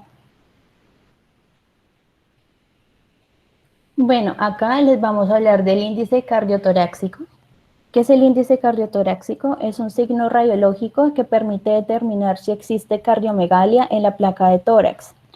tenemos que tener en cuenta que debe ser igual o menor a 0.50 centímetros. El índice cardiotorácico se puede clasificar la cardiomegalia en grados. Cardiomegalia grado 1, que es cuando el índice cardiotorácico está de 0.51 centímetros a 0.54 centímetros. La cardiomegalia grado 2, que es cuando el índice cardiotorácico va de 0.55 centímetros a 0.59 centímetros. La cardiomegalia grado 3, que es cuando el índice cardiotorácico va de 0.60 centímetros a 0.64 centímetros. Y la cardiomegalia grado 4, que es cuando el índice cardiotorácico es mayor o igual a 0.65. ¿Cómo se mide? Se mide realizando una línea en la mitad del tórax y se mide el punto más alejado de cada lado, es decir, el lado derecho o el lado izquierdo. Estos dos valores se suman y el valor que dé se divide entre lo que mida desde la pared costal hasta la otra pared costal a nivel de la base del corazón.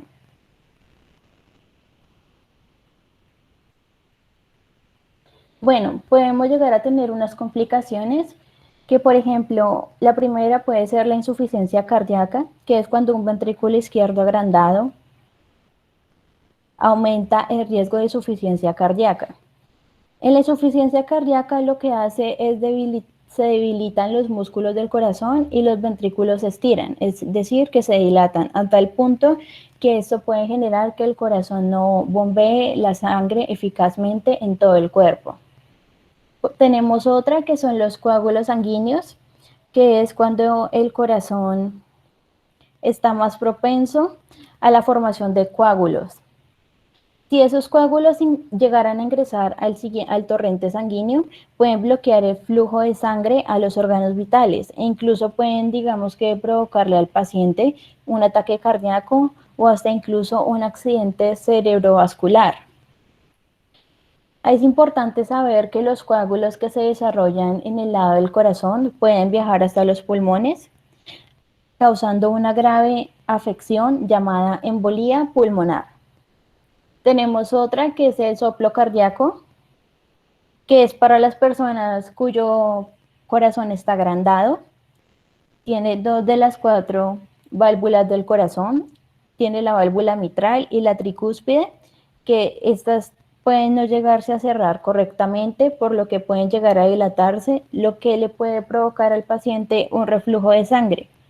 Y este flujo puede llegar a producir unos sonidos como el soplo cardíaco, y pues si bien los soplos no son necesariamente dolorosos para el paciente, pero pues el médico sí debe saber cómo atenderlos. Y por último está el paro cardíaco y la muerte súbita, que es cuando, por ejemplo, el corazón puede estar agrandado y al agrandarse puede provocar alteraciones en el ritmo de los latidos. Hay que tener en cuenta que los ritmos cardíacos que son demasiado lentos como para mover la sangre o demasiado rápidos para que el corazón lata adecuadamente pueden llegar a provocarle al paciente desmayos o en algunos casos le puede llegar a dar un paro cardíaco o incluso puede llegar a tener su muerte súbita. Como vemos en la radiografía del lado izquierdo, podemos ver que el corazón está totalmente agrandado, lo cual podemos inferir que se trata de una cardiomegalia.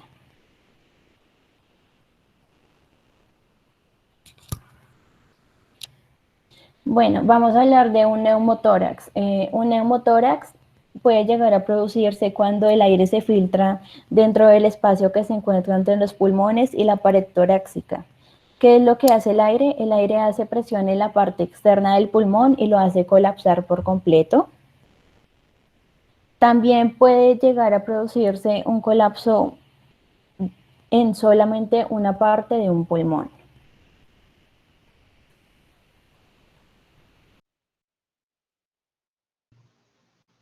Buenas tardes, mi nombre es Karen Gutiérrez y pues a continuación hablaré acerca de las causas del neumotórax. Bueno, entonces como tal, las causas más frecuentes que se puede presentar en un neumotórax es la lesión en el pecho.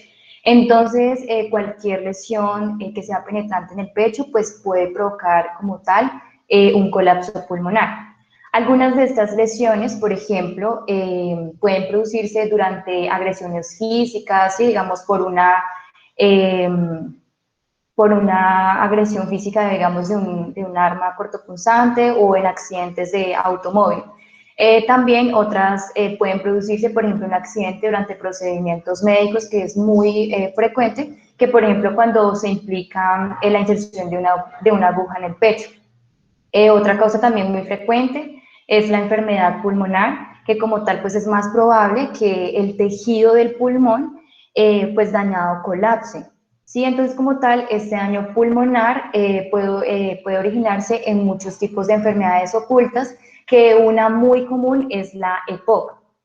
Otra causa muy común son las ampollas de aire rotos. Entonces, como tal, estas se pueden producir, ¿sí? Como pequeñas ampollas de aire, como bullas, en la parte superior de los pulmones. Entonces, ¿qué es lo que pasa? Estas ampollas, lo que pasa es que explotan, ¿sí? Se revientan, haciendo como tal que el aire, ¿sí? Se filtre en el espacio que rodea los pulmones. Otra causa muy frecuente es la ventilación mecánica, que pues ahora con el caso de COVID, pues es muy común. Entonces, esta como tal se puede producir pues un tipo grave de neumotórax en personas que pues necesitan como tal una asistencia mecánica para poder respirar. Entonces, este respirador, pues obviamente pues puede crear, o sea, lo más probable es que crea un desequilibrio de presión de aire dentro del pecho.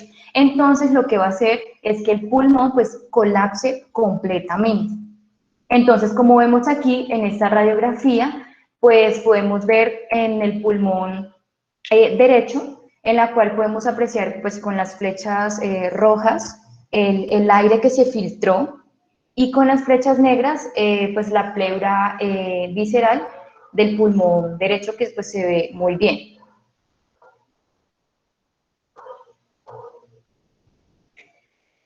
Bueno, entonces como tal, el hemotórax va a ser la presencia o como una acumulación de sangre en la cavidad pleural. Recordemos muy bien que la cavidad pleural es entre la pared torácica y el pulmón. Y o sea, vale la pena recalcar que la causa más común es un traumatismo torácico. Como tal, pues los síntomas del neumotórax pueden ser muy variados, ¿sí? Y entre ellos, pues el paciente puede padecer, digamos, ansiedad, dolor torácico. Es muy frecuente también la presión arterial baja, una respiración rápida, ¿sí? O sea, fatiga, inquietud, y pues por ende también va a tener pues una dificultad para respirar.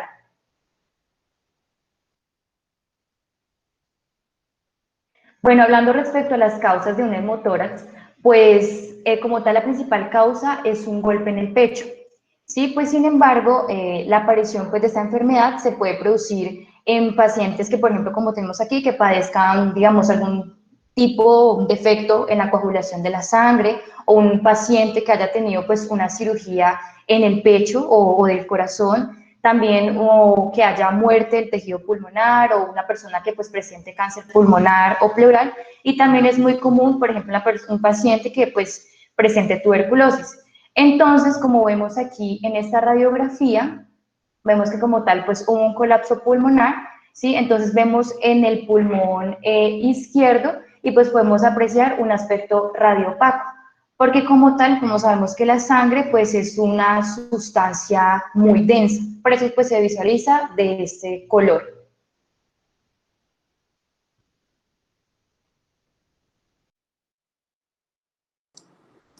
Hola, muy buenas tardes. Les habla Juan Coronado. Bueno, en este caso vamos a hablar de la neumonía. Bueno, lo primero que tenemos que saber de la neumonía es que es una enfermedad que ataca, que inflama los sacos aéreos de uno o ambos pulmones, como se ve en esta imagen, ¿cierto? Esta es una imagen, qué pena, pongo el puntero. Bueno, esta imagen es uno de los sacos aéreos normales, ¿cierto? Y aquí vemos en esta imagen una de neumonía en la cual los sacos aéreos tienen líquido. En este caso sería pus, que es un material purulento. Esto nos causa en el paciente una tos con flema, fiebre, escalofríos, algunas dificultades para respirar y pues uno de los causantes más principales son los microorganismos, bacterias, virus y hongos que les estaré explicando en la siguiente diapositiva. Alguna de la sintomatología en el paciente pues es que vamos a tener un dolor en el pecho al respirar o toser. En los adultos de 65 años o más vamos a tener una desorientación o cambios de percepción mental. También vamos a producir una tos que puede producir flema, la fatiga, la fiebre, transpiración y escalofríos con temblor, náuseas, vómitos o diarrea y pues lo anteriormente nombrado que es el síntoma más común, que es la dificultad para respirar. Bueno, vamos a hablar exactamente de las causas. La causa más común en este caso sería en Estados Unidos, que fue en donde leí el artículo, sería el Streptococcus pneumoniae, que es un tipo de neumonía que ocurre por sí sola, después de tener una gripe. Esta neumonía puede afectar o afecta más que todo una parte, es decir, un lóbulo del pulmón. En este caso se llama neumonía lobular. También tenemos algunos organismos similares a las bacterias, como sería en Mycoplasma pneumoniae, que este también puede causar neumonía.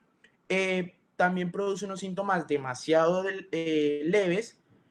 También se le denomina que es ambulatoria, es decir, que no requiere un tratamiento médico arduo y no puede requerir un reposo en cama. Otro pueden ser los hongos. Este tipo de neumonía pues es más común en personas con problemas de salud crónicos, sistemas inmunitarios debilitados y en algunas personas que han inhalado este tipo de organismo. En este caso, estos hongos se pueden encontrar en el suelo o en los excrementos de las aves y varían según una ubicación geográfica. En este caso también la neumonía puede atacar mediante los virus. En este caso, pues como el más conocido de todos, pues es el COVID-19. ¿Qué es lo que pasa? El coronavirus o el COVID-19 puede causar una neumonía, pues como ustedes ya saben, que puede ser la más grave. Bueno, ahora una de las complicaciones más... qué pena. Listo, una de las complicaciones, aquí no lo pusimos, pero les voy a hablar, las complicaciones que pueden tener el paciente. Bueno, algunas personas que reciben tratamiento tienen un grupo alto de riesgo y pueden experimentar las siguientes complicaciones, que es las bacterias en el torrente sanguíneo. Estas bacterias ya por la neumonía, en este caso, pues sería que puede propagar la infección a otros órganos y puede producir un colapso o insuficiencia orgánica. También la dificultad para respirar. Entonces es posible que se tenga que utilizar un respirador artificial, o sea, es decir, un ventilador para que nuestros pulmones sanen y asimismo hospitalizarnos. También puede haber un derrame pleural, ya que puede causar la acumulación de líquido fino en el espacio que hay entre las capas de tejido y que recurren los pulmones y la cavidad torácica, es decir, la pleura. Si este derrame pleural se infecta, lo más probable es que tengamos que drenarlo a través de una sonda pleural o mediante una cirugía. También puede provocar un absceso pulmonar, es decir, que se forma pus en la cavidad en el pulmón.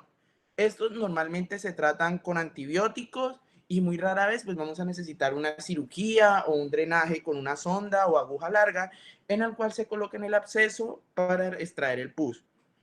Bueno, aquí vemos en el pulmón derecho, en este caso, una neumonía lobular, que está en el lóbulo superior del pulmón derecho. Ahorita vamos a hablar sobre el asma, ¿cierto? Bueno, el asma es el asma es una enfermedad que provoca que las vías respiratorias se ensanchen es decir, que se hinchen y se estrechen. Al hincharse, pues ellas se estrechan y lo que produce es que estos, pues, provoquen dificultad para respirar. A continuación, pues ustedes ven aquí a su mano derecha, pues, cómo está la vía abierta, ¿cierto? Y el flujo de aire, pues, está demasiado. En este caso, pues, ya veríamos una inflamación, que es la vía estrecha, la inflamación y mucosidad.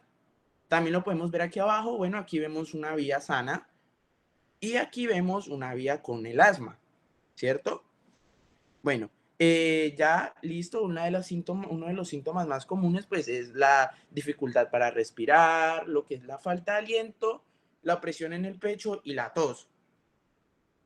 Ahorita, bueno, aquí como vemos, pues vemos en esta radiografía, como ustedes ven aquí, los bronquios segmentarios de primer y segundo orden, los vemos más ensanchados, ¿cierto? Como los vemos aquí, los vemos en una radiografía normal, no se deberían de ver tan gruesos. Y los vemos más que todo así como de este color, por el hecho, no los vemos con espacios negros, sino como con espacios blancos, es decir, radiolúcidos, ya que contienen pus. O pues pus no, sino por decirlo así,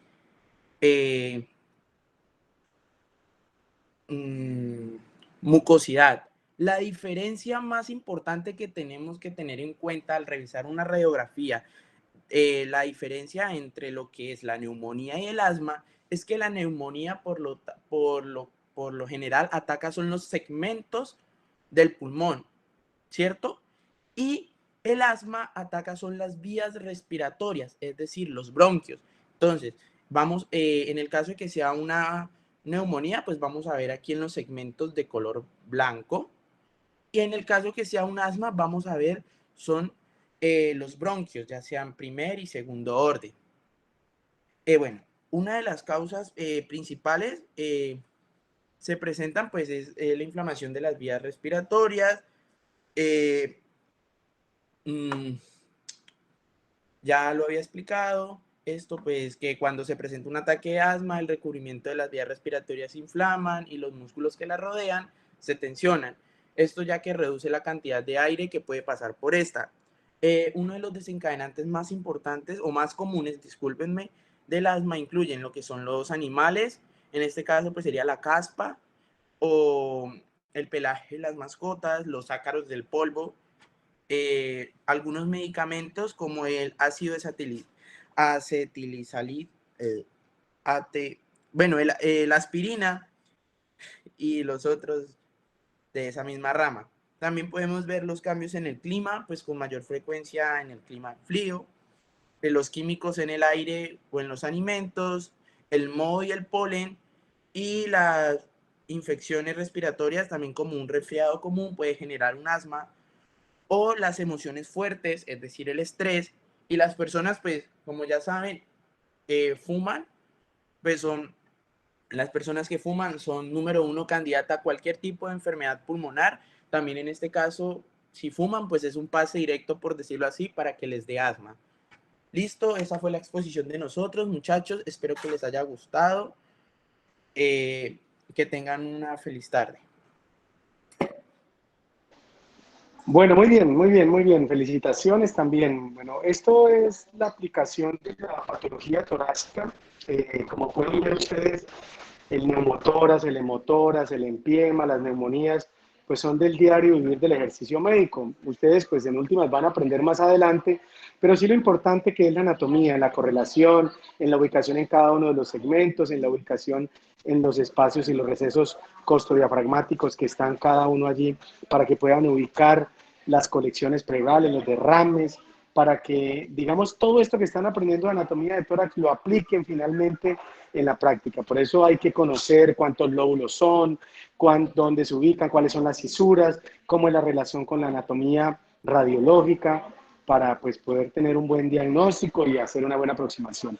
Hay un procedimiento pues que es el tubatórax, que lo explicaba, lo ponemos para drenar derrames, sangre, aire, pero también se puede hacer una toracentesis simplemente en la parte posterior, en el triángulo que tenemos atrás, conformado el triángulo respiratorio, por el borde medial de la escápula, por el dorsal ancho y por el serrato, nosotros, por el trapecio, perdón, nosotros allí hacemos una punción para drenar líquido y poder analizar el líquido pleural. Muy buena la presentación, no sé si tengan alguna pregunta.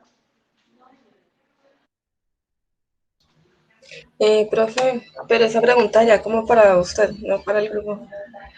Es que me generó algo de duda en la presentación donde dice destructora. Espera. ¿Dónde dice qué, perdón? Espera. Dextrocardia. Dextrocardia. Esa. Ven, Dextrocardia. ahí sería algo similar a lo del síndrome de Cartagenet con lo del inversos. Muy bien. Anomalías en los cilios nodales. Sí, exactamente. El desarrollo embrionario se da al situs inverso, que se desarrolla todo al contrario en la rotación, porque recuerde que el corazón son dos tubos, por decirlo así, que se entorchan y forman las 4 cavidades después. Entonces hay una malrotación, igual en intestinal. Entonces, lo que está en el lado derecho, en el lado izquierdo, y se denomina situs inverso, que es una de las manifestaciones de ellas que vemos en radiología, pues es la destrocardia. En vez de tener el ventrículo izquierdo hacia el lado izquierdo, lo tenemos hacia el otro lado, hacia el lado derecho. ¿Ya? Vale, sí, entonces sí, pero está es bien. importante ver las placas bien, ver las radiografías, porque a veces es que las marcan mal y no que el paciente tiene un situs inverso. Pero eso es fundamental, ver y tener en cuenta este síndrome de Cartagenet, que se asocia a otra serie de alteraciones en los bronquios, en los cilios, en la parte respiratoria también y por supuesto pues intestinal también. Ah, vale, gracias, entonces estaba bien. Profe, yo tengo una pregunta, es para usted. Es relacionado, digamos, cuando un paciente tiene una herida por un proyectil y el pulmón, bueno, penetra las diferentes capas que hay en el tórax y impacta en un pulmón y este se llena de sangre. ¿Qué estrategia podemos utilizar para, digamos, evacuar esta sangre y hacer que, digamos, uno, no se colapse el pulmón o deje de estar colapsado y dos, pueda tener otra vez una respiración? Bueno, más adelante lo van a ver, pero les voy a contar, cuando roten conmigo otra vez por allá en cirugía y veamos en cirugía, van a ver el manejo con un tubatórax. Entonces un tubatórax es un sistema de drenaje pleural, el cual se crea una trampa de agua, porque como la presión intrapleural es negativa, normalmente tendría que colapsarse el pulmón si uno tiene una herida que comunique el ambiente con el espacio pleural. Entonces lo que hacemos es poner un tubo como una trampa de agua para evitar que se colapse y de allí se drene la sangre. Ya cuando se coagula, pues ya hay que hacer una toracoscopia, decorticar, drenar todos los coágulos, pero normalmente, y la mayoría de los pacientes con trauma de tórax, con solamente un tubatórax se logra expandir el pulmón, inflar ese pulmón, que esos lóbulos se inflen, y la mayoría de las heridas en el pulmón simplemente requieren manejo conservador. Profe, también podrían utilizar el drenaje pleural en el espacio del cuarto espacio intercostal, ¿cierto? Para Sí, la extracción. Ese es el sitio donde se pone normalmente el tubatórax, en el cuarto espacio intercostal, cuarto, quinto espacio intercostal con línea medio axilar o línea axilar anterior. Aquí en esta parte lateral del tórax es donde se pone el tubatórax. ¿Y por qué en el cuarto, quinto? Porque de ahí para abajo está el diafragma y se puede lesionar el diafragma. Entonces es el sitio más fácil donde uno puede poner un tubatórax y más seguro. Vale, profe, gracias. Ahí está el doctor Edinson que nos quiere colaborar.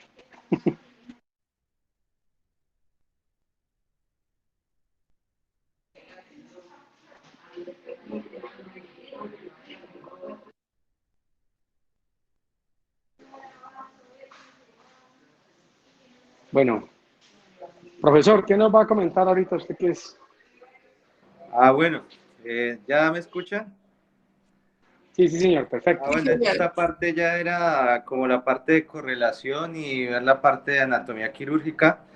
Y pues, muchachos, no olvidar siempre la fórmula del índice torácico. Índice cardiotorácico se utiliza siempre. Y bueno, los hallazgos que describía el doctor y lo que son las referentes anatómicos en las inserciones quirúrgicas. Entonces, digamos que al final son cosas o tips básicos como el sitio anatómico de inserción de una toracostomía, el sitio de inserción de una catéter yugular.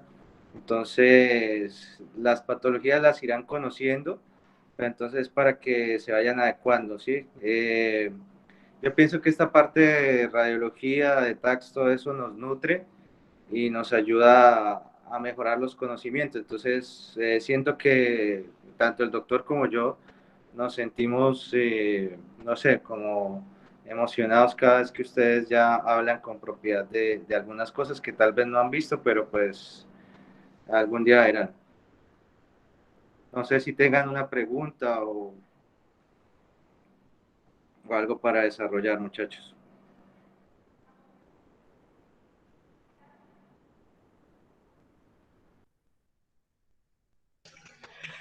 Profe, ¿qué tan rápido puede recorrer un coágulo de sangre para llegar hasta las vías pulmonares o el corazón? Lo que pasa es que vi un caso hace muchos años de una paciente que la operaron de problemas en las rodillas y luego falleció. Fue por eso, porque le llegó un coágulo a los pulmones, un trombo.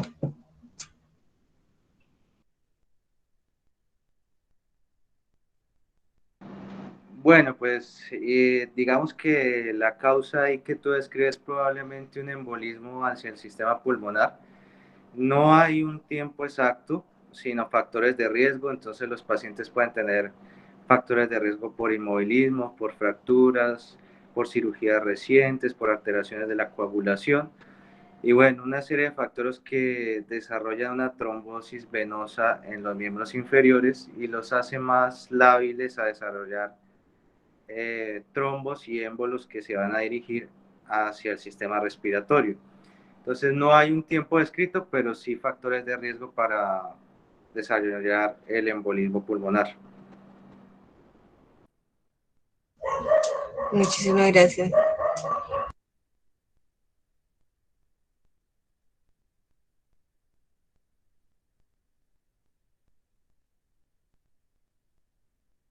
Bueno, muy bien. Yo creo que seguimos con la otra exposición. Falta el último grupo para hacerle. Faltan dos más, profe, creo. No, pero no alcanzamos, no alcanzamos. Entonces, mira, hagamos una cosa. Ya son las 4 de la tarde. Algunos tienen una clase ahorita. Vamos a continuar mañana a las 10 entonces. Y el quiz lo dejamos si quieren para el jueves, si les parece o no sé qué piensa el doctor Edison. No, Doc, pues lo que yo había pensado, yo le había comentado al monitor era que lo cuadrara para un sábado, que pudiéramos estar los dos. Ah, bueno, perfecto. Y que las presentaciones no pasaran de más de 40 minutos. Ese fue como el acuerdo que habíamos quedado. Ah, bueno, entonces el sábado la podemos hacer. Sí. Este sábado podemos seguir. ¿Los dos que faltan? Probablemente sí, igual nosotros confirmamos. Sí, porfa, porque, profe, qué pena. Lo que pasa es que tengo un inconveniente y el viernes me toca presentarme al juzgado de Honda, entonces me toca viajar. Entonces, espero ir y volver el mismo día, entonces para que me confirmen la hora de clase el sábado. Sí, el sábado por la mañana lo podríamos hacer si quiere a las 8 los que faltan. Si les parece, 8 o lo que diga el doctor Edison. mañana. Bueno, listo. Que cuadre el doctor Edison y bueno, nos unimos entonces. ¿Listo? Listo, bueno. Bueno, muchas gracias a todos. Volverlos a ver. Bueno, gracias a todos. Muchas gracias. Feliz tarde, pues. Bueno, igualmente. Muchas gracias. Gracias, profe.